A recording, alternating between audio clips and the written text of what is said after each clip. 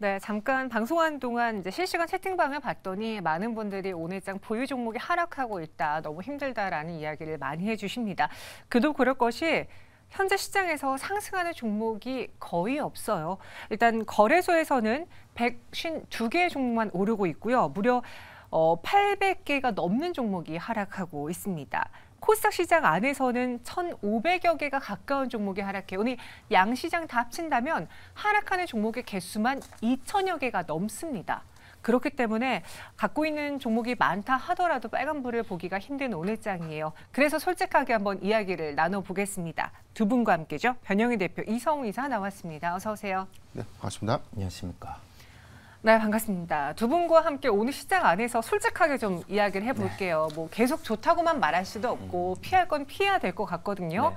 오늘장 우리가 알아야 될 두 가지 이슈, 주제부터 화면으로 보겠습니다.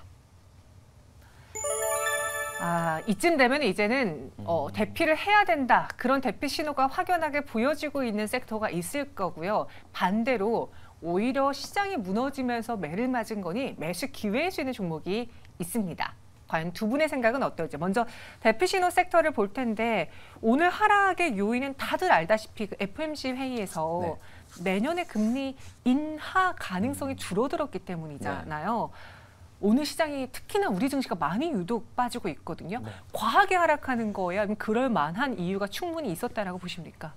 이 정도로 하락할 줄은 몰랐어요. 네, 몰랐는데 왜냐하면 미리 우리나라 시장은 하락을 해 있었고, 맞아요. 장 초반의 흐름 같은 경우는 그 다음에 뭐 어제 야간 시장에 우리나라 선물 지수를 대입을 해보면 이 정도의 하락은 예상하지 못한 부분이었는데 개장 후 30분 이후 같은 경우가 선 프로그램 매도 같은 경우 또 출회가 되는 모습이었고, 저번 주랑 달라진 게 외국인 선물 매도가 나오면서 이 금융투자 쪽의 현물 매도까지 같이 나오는 거죠. 저번 주 같은 경우가 선물 매수를 해주면서 차익 거래를 기관이 받아간 걸 그대로 토해내고 있거든요. 그렇다 보니 좀 이 구간에서 하락 같은 경우는 우선은 두 가지 지표 확인이 필요한 것 같습니다. 첫 번째로는 표시를 해놓은 것처럼 10년물 국채 한 4.4% 지금 수준에 도래를 해 있는데, 이게 4% 이하로 가주면 금상첨화고요. 그렇지 않아도 한 4.2%대 이하로 가는 걸 확인하고 시장은 반등이 나올 수 있다라고 보이고, 두 번째로는 유가의 방향성, 그다음에 달러 인덱스의 방향입니다. 유가가 여기에서 추가적인 상승의 가능성이 높아요. 왜냐하면 이 부분이 수요를 가지고 온 부분이다 보니까 여기와 뭐 달러 인덱스의 추이 같은 경우를 좀 함께 살펴봐야 할 것으로 보여요. 네, 그러니까 하락할 만한 내용이긴 한데 이렇게까지 하락할 줄 몰랐다. 왜냐, 그동안 또 우리 증시가 다른 증시들보다 많이 힘들었잖아요. 그런 상황에서 추가 하락이 특히나 코스닥에서 2% 넘게 나오기 때문에 저도 정말 뭐 다이소라는 이름이 붙을 정도로 많은 종목 갖고 있는데 오르는 종목이 단 한 개도 없더라고요. 그런 상황이에요. 너무 좌절하지 마세요. 여러분뿐만 아니라 거의 대부분의 투자자분들이 오늘장의 수익을 절대 보기 어려운 그런 시장입니다. 그럼 솔직하게 우리 이야기해 볼 테니까요. 지금부터 집중해 주세요. 대피 신호가 나온 세 가지 테마, 두 분의 탑3 보겠습니다. 변영희 대표님은 2차 전지 안에서 리튬을 좀 정리하자라고 했고요. 그리고 변영희 대표님 통신 장비, 로봇 주순입니다. 이성우 이사님은 제약 바이오와 2차 전지, 반도체 이렇게 꼽아주셨는데 두 분 모두 다 2차 전지가 상위권에 랭크되어 있긴 해요. 변영희 대표님 그중에서 리튬이라고 꼽아주셨고요. 이유가 있을까요? 네, 오늘 전반적으로 보면 좀 리튬주 뭐 강세 보이는 거, 그래도 좀 이 하락장에서 좀 선방한다라는 좀 느낌이 있는데, 맞아요. 근데 저는 이제 리튬주의 옥석 가리기, 이제 과거에 어떤 기대감들을 좀 수반해서 올랐던 종목들 하에서 오늘 전체적으로 이제 코스닥에서의 하락상위 종목들을 보면 테마성 종목들, 실적 기대 요건보다는 단순한 기대, 이슈만 좀 부각된 종목들의 하락폭이 상대적으로 좀 더 크다, 이 점이거든요. 그렇기 때문에 리튬이 최근에는 어떤 기대감들 좀 더 수반되면서 주가 좀 유지되는 측면이 좀 있었다. 그렇기 때문에 이번 이 악재 요건 하에서 시장의 어떤 상황 흐름 하에서는 저는 차익 실현에 따른 어떤 추가적인 하락이 좀 예상되지 않을까 좀 전망을 해봤습니다. 첫 번째로 뭐 양극재 수요의 좀 감소 요건이죠. 지금 2차 전지 소재 안에서도 양극재의 어떤 전기차 수요 둔화 우려감, 이런 것들이 양극재 수출 비중이 좀 떨어지고 있다, 이런 우려감, 그리고 리튬의 가격 공급 과잉 현상, 이 부분이 중국에서도 최근에 지표로 좀 나오고 있는데 리튬 가격이 또 떨어지고 있습니다. 이 여건이 사실상 리튬의 대체적인 어떤 공급사 안에서도 이 소형주들의 어떤 이 차이성을 좀 우리가 좀 더 논해야 되는 시점이 아닌가 이런 관점에서는 소형주, 리튬 관련주 중에서는 좀 소형주 위주의 차익 실현 내지 보수적 접근이 필요하다라고 판단해봤습니다. 그럼 통신 장비와 로봇도 선택을 하셨는데 네. 앞서 저희가 역전의 승부주로 로봇을 했거든요. 네네. 반대 이야기예요. 네, 일단 네.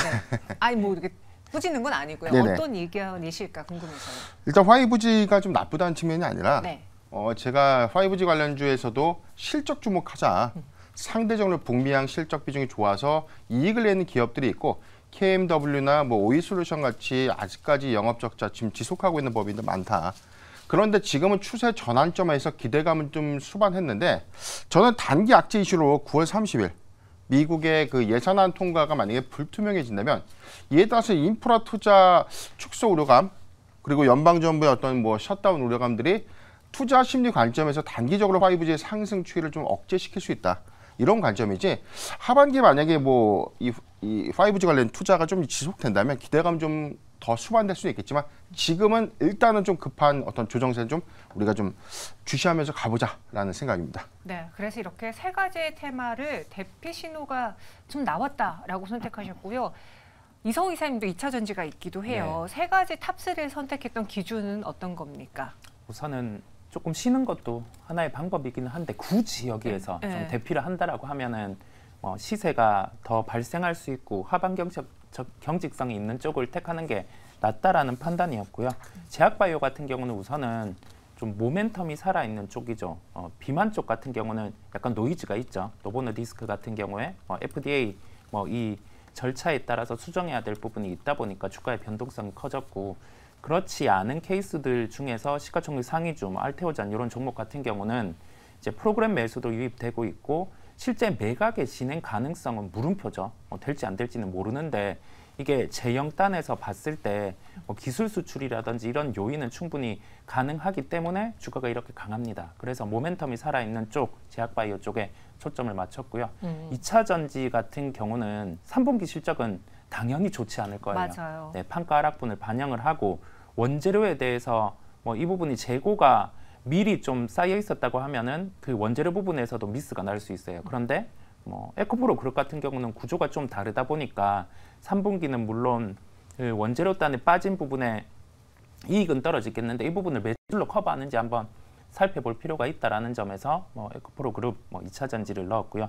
마지막으로 반도체 같은 경우는 실적 확인이 필요하다고요? 네, 마이크론 실적 발표 같은 경우로 확인이 필요할 것 같아요. 9월 29일 실적 발표 예정입니다. 이 기점 같은 경우 이전이 하나의 기회가 될 것으로 보여요.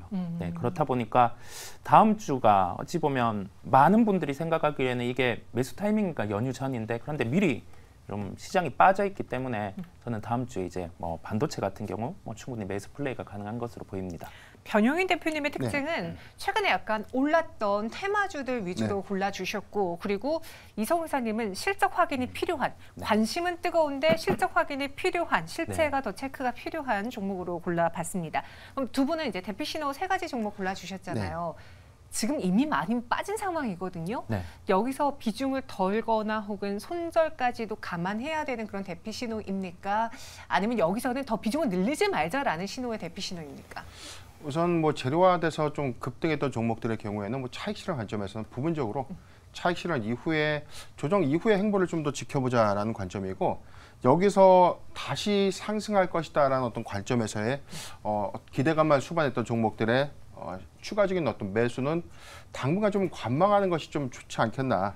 그런데 저는 연준의 어떤 스탠스는 이게 악재가 지속될 것이다 이런 관점보다는 오늘로써 매를 좀 많이 맞았다라고 저는 보고 있거든요. 그렇기 때문에 소형주보다는 좀 대형주 위주의 어떤 낙폭 과대 종목들 이런 종목들의 매수 관점으로 보고 있습니다. 네, 오늘 정말 많은 종목들이 하락하는데 지금 갑작스럽게 YG엔터테인먼트의 주가가 크게 밀리고 있습니다. YG엔터테인먼트의 주가가 급락한다라고 하면 우리가 가장 예상해 볼 수 있는 게 블랙핑크의 재계약과 관련해서 무언가 잡음이 있나? 라는 추측을 해볼 수 있잖아요. 근데 조금 전에 한 언론사의 보도가 나왔어요. 단독 보도여서 저희가 확실하다라고 말씀드리는 건 아닙니다. 지금 그런데 이전부터 계속 리사 씨의 재계약에 대해서 약간의 잡음이 있었는데 알고 보니 로제 씨를 제외한 나머지 멤버들의 재계약이 좀 불투명하다라는 그런 보도가 나왔어요. 네. 네, 그러면서 지금 YG 엔터테인먼트가 13% 넘게 급락하면서 갑작스럽게 VI가 발동이 됐습니다. 이거 보유하신 분들은 어떻게 해야 될지 사실 확실한 것도 아니잖아요. 네. 근데 만약에 확실하게 되면 여기서 추가적으로 하락할 가능성도 있기는 해요. 그렇습니다. 근데 네. 최근에 또 고점 대비 많이 내려온 것도 사실이에요. 네네. 이사님이라면 네. 내가 지금 YG엔터를 보유하고 있다면 네. 어떻게 하시겠어요? 우선은 저 소식이 이제 확정이 된다라고 하면은 주가는 한 단계 정도는 더 밀릴 수 있어요. 네. 그런데 우리가 그 YG엔터 같은 경우 올해 예상되는 영업이익이 한 942억, 블랙핑크 기여도는 한 30% 이상, 이 부분을 아예 없다고 생각을 해보는 거죠. 아예 없다고 생각을 해보면 시가총액은 1조 이하로는 한번 빠질 수 있어요. 그러면 20% 추가 하락은 가능합니다. 아, 여기서도요? 네네. 그 20% 추가 하락이 됐을 때는 또 가격 메리트가 들어오기는 해요.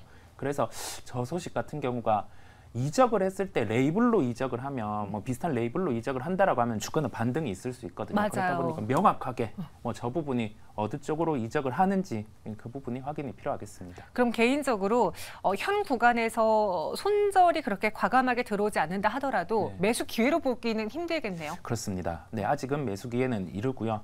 단가로는 뭐 시가총액 1조 원대 한 20% 추가 하락을 열어두고 대응하실 필요가 있겠습니다. 네, 알겠습니다. 갑작스럽게 또 YG엔터 쪽에서의 신호가 보였기에 대피해야 되는 건가 추가적으로 질문 드렸고요. 반대로 오늘 매크로 탓이다. 이 시장 안에서 이 종목이 이 가치를 받을 만한 이유는 없어 보인다. 매수 기회다라고 생각하는 건 무엇일까요? 보시죠. 탑3로 골라봤습니다. 변영인 대표 한미약품, 한미반도체, 포스코홀딩스 골랐고요. 이성 이사님은 성광밴드, 클래시스, 에코프로입니다. 대표님, 네. 앞서 2차 전지 리튬은 네네. 대피 신호라고 해놓고서는 네. 포스코홀딩스를 네. 또 3위에 올려주셨고요. 이런 시장에서 바이오주를 탑픽으로 또 골라주셨어요. 네. 이유가 있습니까? 네, 일단 뭐 단기 모멘텀 관점입니다. 10월 초순 이 당뇨학회, 유럽 당뇨학회가 좀 예정되어 있는데 지금 전체적인 오늘 시장 영향 하에서도 비만 치료제 관련 이슈들 지금 크게 좀 밀리는 모습은 좀 아니다. 네. 그런데 저는 오히려 단기적 관점에서 어떤 조정폭이 좀 크다면은 이런 이벤트성은 어떻게 보면 좀 저가의 매수 기회로 작용하지 않을까라고 좀 판단해 봤습니다. 한미약품을 좀 고르게 된 이유는 비만 치료제 하에서도 뭐 인벤티지랩이라든가 펩트론 같은 비교적 좀 시총이 좀 작은 종목들을 한번 좀 픽으로도 좀 골라볼 만했는데 오늘 흐름들을 좀 보면 한미약품 그래도 좀 견고한 흐름 좀 보여주고 있다라고 좀 판단해 봤거든요. 전체적인 2분기 실적은 그렇게 큰 폭의 성장세를 좀 유지하지 못했지만 하반기 임상 본격화되고 있는 후보물질 세 가지의 임상 시험들이 좀 예정돼 있고 단기적으로는 뭐 10월 초에 당뇨학회에 관련된 이벤트 하에서 한미약품이 좀 반등하지 않을까라고 판단해 봤습니다. 네, 그래서 한미약품을 탑픽으로 이벤트가 있기 때문에 꼽아주셨고 한미반도체는 좀 짚어봐야 될 것 같아요. 왜냐하면 네. 최근에 반도체 장비와 관련해서 TSMC가 발주를 줄였다는 이야기도 있고 네네. 또 어디서는 오더컷 이야기까지도 나오고 있어서 불안한데 한미반도체 믿고 가져가도 되는 겁니까?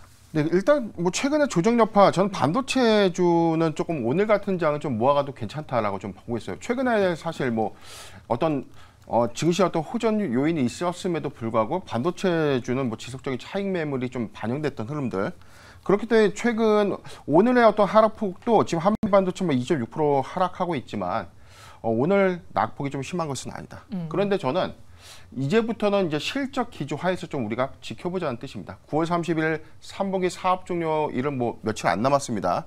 3분기 실적보다는 4분기 내년 상반기 부분에서 HBM 이 반도체 양산을 위한 TC본드 장비, 지금 현재는 매출 포지션의 7.9%를 보유하고 있는 이 한미 반도체가 내년에 20%까지 매출 비중이 좀 올라간다. 이 점을 우리가 눈여겨보면서 저는 그래도 조정시 매수 관점에서 이 한미 반도체 장비주 하에서는 한미 반도체를 좀 매력적으로 좀 보고 있고 세 번째 종목으로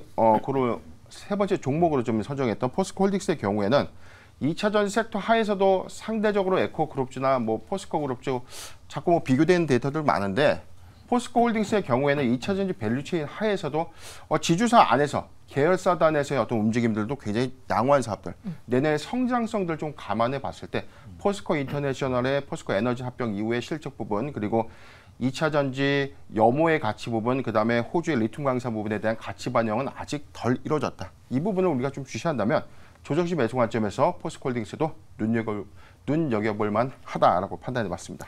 두 분의 선택을 보면은 오늘 좀 반대되는 게 많네요. 일단 이성우 이사님은 대피 신호로 반도체 이야기했는데 네. 여기서 매수 기회로 한미반도체 나왔고요. 그리고 2차 전지에서 매수 종목으로 포스코홀딩스, 에코프로 이렇게 네. 나왔어요. 네. 선택하신 세 가지에 대한 기준을 들어보자면요. 우리가 지금 시장의 성격을 볼 필요가 있죠. 그 다음에 연휴가 끝나면 시장의 성격이 어떻게 되는지 그 부분을 함께 볼 필요가 있습니다. 자, 연휴가 끝나면 3분기 실적 시즌이 도래를 합니다. 네. 그러면 실적에 대해서 반응할 수 있는 종목들을 시장이 빠지면서 함께 빠졌다고 하면은 살펴봐야 되고, 그 다음에 이 정도 시장 레벨이 빠졌다고 하는 건 뭐 우리가 3분기 이제 예상 실적을 대입을 해봤을 때 주가 수익비율 한 10배 수준. 그렇다 보니까 대형 주군들이 반등이 가능해요. 네, 그런 점까지 함께 대입을 했습니다.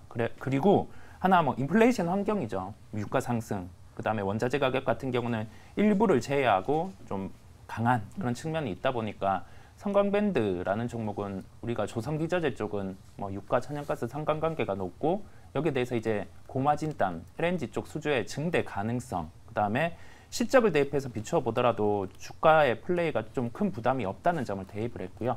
그다음에 소비재 같은 경우는 3분기 실적에 이제 반응할 수 있다는 점입니다. 미용기기 같은 경우는 이제 소모품 매출이 발생하는 구조가 장비가 들어가고 한 3에서 6개월 뒤에 반영이 되는데 3분기부터 이제 본격적인 실적이 나타날 것으로 보이고요. 시가총액 기준으로 한 2조 5천억 원 목표로 대응이 가능할 것으로 보여요. 그다음에 에코프로는 지수와 함께 플레이가 가능한 것으로 보여요. 거래소의 삼성전자, 코스닥의 에코프로 같은 경우는 지수가 이 정도 레벨이 빠졌고, 그다음에 90만 원대에서는 하방 경직성이 있다 보니까 90만 원 이하에서는 매수, 90만 원 후반, 100만 원 이상에서는 매도 가능한 플레이가 좀 편하게 가능합니다. 이 점을 염두에 두시면 되겠습니다. 네, 성광밴드를 매수 기회 종목의 탑픽으로 주셨는데 네. 사실 이 정도면 지금 이 시장에서 그렇게 하락한 것 같지도 않아 보여요. 네, 네. 네, 나름 잘 버티고 있는 대표적인 종목 중에 하나입니다. 말씀해 주신 것처럼 오히려 유가 상승의 수혜를 또 볼 수도 있는 기업인데 네. 가격 전략은 어떻게 세워볼까요? 네, 가격은 뭐 현재가에서 좀 편하게 접근 가능한 가격을 대입을 했고요. 한 14,500원 정도. 그다음에 목표가는 18,000원입니다. 지금 나오는 실적 체력을 바탕으로 대입을 하더라도 이 정도 가격대는 상승이 가능하기에 실적 시즌에 맞춘 플레이가 가능하다는 점을 강조를 드리고요. 손절가는 13,500원을 제시해 드립니다. 영인 대표님의 한미약품은요? 네, 저는 매수가 28만 5천 원에서 29만 2천 원을 좀 제시해드리고 목표가 34만 원, 손절가는 27만 5천 원을 제시해드리겠습니다.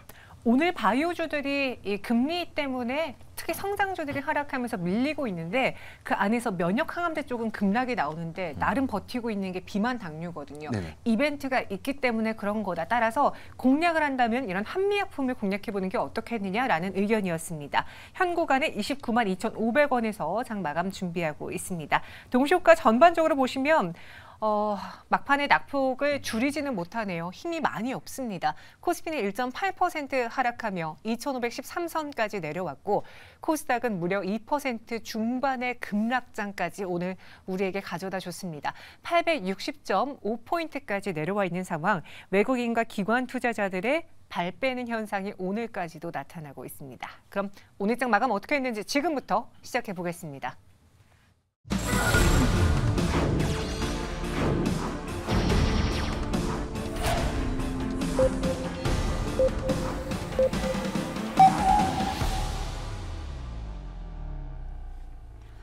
네, 9월 21일 우리 장 마감을 했습니다. FOMC 회의 결과 두고 보자라고 했고 예상했던 대로 동결이 나왔어요. 그럼 이제 우리가 잘 넘어야 될 산은 파월 연준 의장의 매파적인 발언이 나오느냐 아니냐였는데 보니까 이 점도표가 또 문제였습니다. 내년에 금리 인하 가능성이 4차례에서 2차례로 줄어들면서 시장에 좀 과한 실망을 가져다 줬고요. 뉴욕 증시도 1%대 하락으로 마감을 했는데 우리 증시는 더 크게 밀렸습니다. 그렇기에 이성우 이사님 앞서 좀 이렇게까지 빠질 줄은 몰랐다. 과하게 오늘장 시장이 타격을 받고 있다라고 평가를 했는데요. 종가 어떤지 바로 체크를 해보겠습니다. 김예솔 아나운서 전해주시죠. 네, 클로징벨 플러스 마감 상황 전해드립니다. 오늘 우리 국내 증시 길어지는 긴축 우려감에 낙폭을 다시 한번 더 키웠습니다. 코스피는 한 달 만에 2,510선 밑으로 내려가기도 했는데요. 외국인과 기관이 시장에서 모두 물량을 팔아내는 모습이었습니다. 코스피는 전거래일 대비 1.75% 하락하며 2,514포인트 선에서 거래 마쳤습니다. 코스닥은 낙폭을 점점 더 키웠습니다. 전거래일 대비 2.5%대 하락하며 860선에서 거래를 마감했습니다. 오늘 코스닥 시장에서의 거래량 상위 종목도 살펴보도록 하겠습니다. 우듬지팜, 어제 시장에서 급등을 보였던 기업입니다. 오늘 장 초반까지는 강했지만요. 장 후반 들어서 하락 전환하며 그 낙폭을 더 키웠습니다. 5%대 하락 마감했고요. 우리론 오늘도 거래량 상위 종목에 이름을 올렸습니다. 모아데이터는 오늘 전방산업을 다각화한다고 밝히며 오늘 시장에서 급등 흐름을 보여주다 상승폭을 조금은 줄였습니다. 또 모비스와 비츠로테크도 어제 이어서 오늘 시장에서 급등 흐름을 보여준 기업이었습니다. 오늘 시장에서는 역시나 하락하는 종목이 많았습니다. 최근 시장을 주도했던 5G 통신 관련한 기업들도 일제히 부진한 모습을 보였습니다. 어제 24% 급등을 보였던 라이콤은 오늘 다시 한번 하락 전환했습니다. 12% 넘는 낙폭을 키웠고요. HFR도 낙폭을 키웁니다. 9% 넘게 하락. 자람테크놀로지 그리고 대덕전자까지 2거래일 연속으로 하락하는 모습을 보였습니다. 오늘 또 미래산업과 에코프로를 제외하고 리튬 관련주도 일제히 하락하는 모습을 보였습니다. 분할 재상장에 나선 STX 어제 11% 상승 마감하며 기대감을 키웠지만 다시 한번 하락합니다. 15% 넘는 낙폭을 키웠습니다. 오늘 첨보도 낙폭을 점점 더 키우며 5%대 하락 마감했고요. 이녹스 첨단 소재도 어제 상승했지만 오늘 다시 하락 전환했습니다. 6% 가까운 하락률 보였습니다. 후성과 테라사이언스도 어제 상승했지만 오늘 시장에서는 하락 전환하는 모습 보였습니다. 네, 오늘 시장 이렇게 정리해봤습니다. 오늘 시장을 통해서 내일 시장에서는 어떤 것들을 주목해야 하는지 클로징벨 플러스 통해서 확인해 보시죠. 네, 마감했습니다. 오늘 코스피 시장에서는 하락으로 마감한 종목 개수가 800여 개였고요. 코스닥에서는 1,300여 개가 넘었습니다. 매번 코스닥에서 1,000개 종목이 하락할 때마다 오늘 정말 많은 종목이 밀리네요라고 했는데 1,300개가 넘는 날까지도 온 거거든요. 대다수 종목이 내렸습니다. 오늘 어떻게 보셨는지 이성 이사님, FOMC 충격으로 오늘 좀 예상보다 더 밀렸다라고 했어요. 네. 그럼 단기 충격에 그칠 수 있을까요? 장기화될까요? 어떻게 보십니까? 판단이 안 되네요. 아, 네, 판단이 저는 그 대답이 나올 줄 몰랐어요. 네, 네. 판단이 안 되는데 이거를 미리 예측하기보다 지금 흘러가는 수급들의 방향을 확인할 필요가 있어 보입니다. 우리가 저번 주에 나타났던 현상은 자, 외국인이 선물을 매수를 하면서 만기 날, 만기 다음 날 차익거래 프로그램을 기관한테 유발을 시켜서 현물을 사게 만들었죠. 금융투자 주체가 그런 매수를 했었고, 그런데 이번 주에 와보니까 외국인이 선물을 매도하면서 금융투자 주체 프로그램 매도를 출회를 시킵니다. 그러면서 오늘 그 금융투자 주체가 거래소 기준으로 한 6,100억을 매도를 했죠. 그러면 여기에서 볼 것은 뭐냐라고 하면은 이런 지수의 흐름은 매수에 대한 수급 부재가 하나 존재를 하는 거고 매도 같은 경우는 기계적인 출회가 된다라는 점이거든요. 그렇다 보니 뭐 시장을 미리 예측하기보다 이런 수급 같은 경우 뭐 외국인 선물 매도와 금융투자단의 프로그램 매도 같은 경우가 마무리되는 걸 확인하고 접근하는 것도 낫다라는 저희 시각입니다. 네, 근데 좀 눈에 띄는 게 사실 오늘장 외국인의 매도가 많을 줄 알았는데 네. 기관의 매도세가 좀 더 현물 시장에서는 강했거든요. 네네. 기관 역시도 뭔가 추석 연휴를 앞두고 네. 또 그리고 이 금리 상황도 그러니까 네. 그냥 연말에 좀 쉬자 이런 포지션을 벌써부터 보여주는 건 아닐까요? 그 9월은 좀 불안할 수 있는데 저는 10월을 하나의 반격으로 보고 있어요. 네. 왜냐하면 지수 레벨 같은 경우도 아까 말씀드린 것처럼 밸류에이션이 이제 한 주가 수익률 10배 수준, 뭐 3분기 가미까지 3분기에 실적까지 대입을 했을 때 그 수준이고요. 그 다음에 삼성전자 같은 경우가 상반기에 한 자리 영업이익률이었죠. 1%대. 그런데 3분기는 이제 6%, 4분기에는 한 9%대가 예상이 되고 있어요. 그 점을 대입을 해봤을 때 우리가 뭐 거래소의 삼성전자, 그 다음에 뭐 코스닥에 이제 미리 빠진 뭐 에코프로 이쪽 단위 반등의 가능성이 높은 게 10월이거든요. 왜냐하면 어닝 시즌까지 도래를 하니까. 그렇다 보니까 너무 상심하실 필요는 없고요. 저는 10월을 한 반격의 달로 삼고 한번 대응해 보겠습니다. 네, 10월을 반격의 달로 보겠다라고 했습니다. 하지만 이 FOMC 회의의 충격이 단기냐 장기냐 이거는 오늘 당장 하루만 놓고 판단할 수는 없다라고 네. 해주셨고요. 이런 시장에서 오늘 시총 상위 종목 보면은 코스피에서는 KB금융이 0.88% 상승 마감했고 코스닥에서는 에코프로와 알테오젠, 루닛만이 빨간불을 켰습니다. 이 역시도 거의 보이지 않은 상승 중에 하나인데 이런 오늘 시장에서도 나름 빨간불을 켜고 올랐던 종목들의 특징이 있을까요? 어떤 종목이 눈에 띄십니까? 네, 오늘 전체적으로 보면 좀 이 위메이드 관련주의 경우에는 액터즈로부터 지금 미래전설 계약금을 수령했다.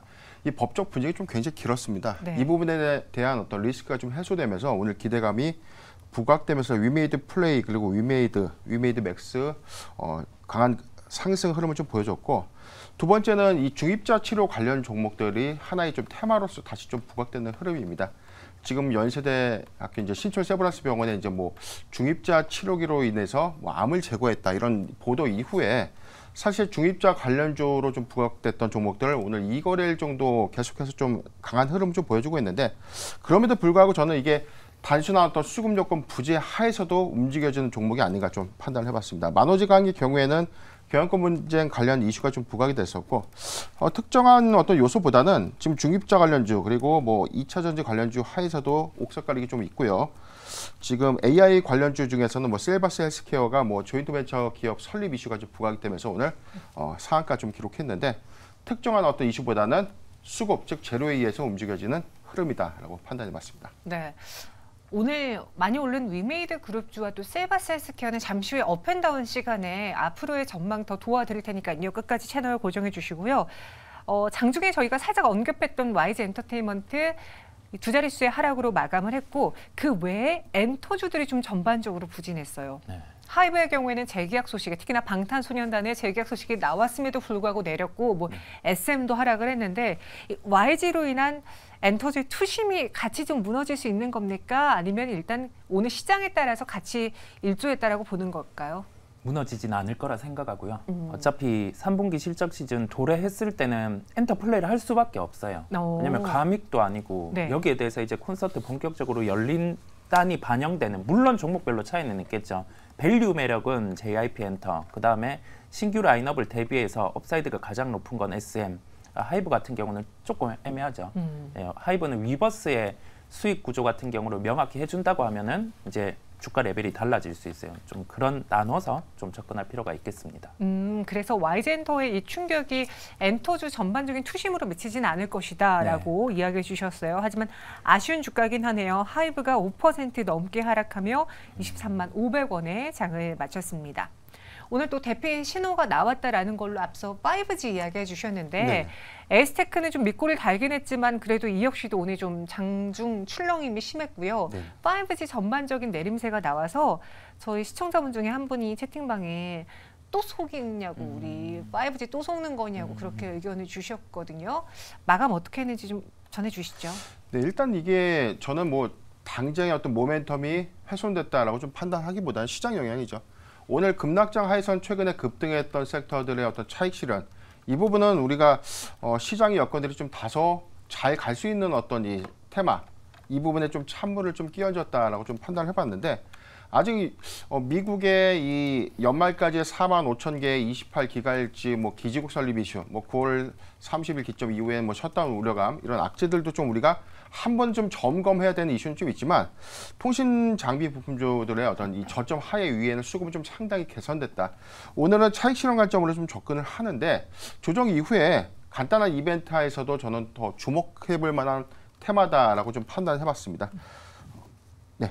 네, 그럼 여기에 더불어서 두산 마지막으로 한번 네. 볼까요? 사실 두산 여기저기서 질문 많이 받으셨을 텐데 네. 오늘 청약이 거의 뭐 1시간 만에 두산 로보틱스 2조 원이 뭐 몰렸다라는 이야기도 네. 있고 여기 계신 저희 스태프들도 다 한대요. 일단 오늘 네, 해보고 네. 본대요. 그렇게 되면은 두산 그룹주를 지금 공략해야 된다라는 이야기도 있어서 저희 앞서 역전의 승부주는 두산이기도 했거든요. 네. 의견이 다르신가 봐요? 전 노예요, 노. 아, 왜요? 지주 두산은 지금은 시세가 다 낮죠. 아. 내일까지 개인 청약이고 그다음에 자 마지막 상장을 해서 두산이 로보틱스가 움직인다고 해서 움직이면 그때가 이제 마지막 시세입니다. 아, 네, 그 점을 기억하셔야 됩니다. 그럼 두산 외 로봇주들은요? 두산 외의 로봇주 같은 경우는 첫날에 이제 출발을 하겠죠. 보통 그래도 첫날 같은 경우가 두산 로보틱스도 단기 고점일 수 있어요. 시세가 뭐 50% 이상 발생을 한다면 그 점을 좀 생각을 하시면 어떤 대응이 필요할까요? 로봇주는 지금 같은 경우는 로보틱스가 첫날에 반응을 할 때 주가 같은 경우 함께 반응하다가 밀릴 수 있습니다. 왜냐하면 모멘텀이 좀 비죠. 그렇다 보니까 우리가 오늘 말씀드린 거는 좀 기억하시고 대응하시면 되겠습니다. 네, 알겠습니다. 오늘 장 마무리해 볼게요. 저희 시청자 중에 한 분은 종목 교체를 하고 싶어도 너무 많이 빠지니까 대응이 어렵네요라고 지금 의견을 주셨거든요. 그렇습니다. 사실 이렇게까지 하락할 줄 알았으면은 2주 전에 다들 현금 비중 마련하셨겠죠. 근데 그렇죠. 네. 그 예측 못 하잖아요. 그래서 다음 반등이 나오겠지 기다리다가 오늘의 급락을 본 건데 네. 보유자분들은 어떻게 하는 게 좋을지 내일장에 대한 전망, 전략 세워주실까요? 네, 일단 저희 경우에는 이 투자 심리가 훼손되면 사실 투자에 영향을 받는 게 맞습니다. 항상 긍정적인 사고로 좀 임해야 되는데 오늘 이 부분에 대한 긴축 연장, 미국의 긴축 연장 우려감에 대해서는 저는 악재가 좀 선반영, 오늘 장으로서 좀 반영은 이미 끝냈다라고 좀 판단을 해보고요. 11월 뭐 금리 올릴 수도 있고 동결할 수도 있습니다. 물론 위원회에서의 어떤 이 우려감들은 0.25포인트의 한 차례 금리 인상, 이 가능성 때문에 오늘 시장이 좀 움직여졌지만 오히려 대형주 중심의 저는 줍줍에 좀 기회로 좀 작용하면 좋지 않을까. 대형주 중심, 특히나 이제 3분기 실적을 앞두고 3분기 실적 호조 종목들, 4분기 턴 어라운드가 예상되는 종목들의 과대 낙폭 종목들은 오히려 매도가 아니라 매수의 관점으로 접근해야 된다라고 의견을 드리고 싶습니다. 네, 오늘 매를 많이 맞았고 반영이 되었기 때문에 대형주 단에서의 반등을 한번 노려보자라고 해주셨어요. 정말 많은 곡소리들이 채팅방에 나오는데 뭐 어떤 거 사야 되는지도 모르겠다고 그렇다고 지금 튀는 거 따라갈 수도 없고 참 이럴 때 그냥 가만히 있는 게 답인가요? 라는 의견도 주셨거든요. 이사님, 전략 어떻게 세울까요? 포트의 재분배죠. 재분배요. 네, 선택과 집중이 필요하고요. 그다음에 미리 손절을 못했다고 하면은 지금은 대응을 해야죠. 그러면 포트폴리오 압축이 필요합니다. 자, 3분기 실적 시즌 이제 도래를 하니까 아까 간 부분으로 좀 압축 대응. 그다음에 이제 연휴 이후에 뭐 실적 시즌 10월 같은 경우는 시장이 바뀔 수 있기 때문에 너무 상심하지 마시고요. 시장은 돌아옵니다. 9월은 위기설에 아니 땡굴뚱 난 게 아니네요라는 의견도 있는데 9월은 좀 다소 FOMC 회의 충격도 있고 또 추석 연휴라는 또 긴 연휴를 있기 때문에 수급 공백까지 더해진다면 다소 대응하기 어려울 수 있습니다. 그러나 10월의 반등이라던가 한 방을 우리는 기대할 수 있기 때문에 기다려 볼게요. 두 분 여기서 인사드리겠습니다. 오늘 설명 고맙습니다.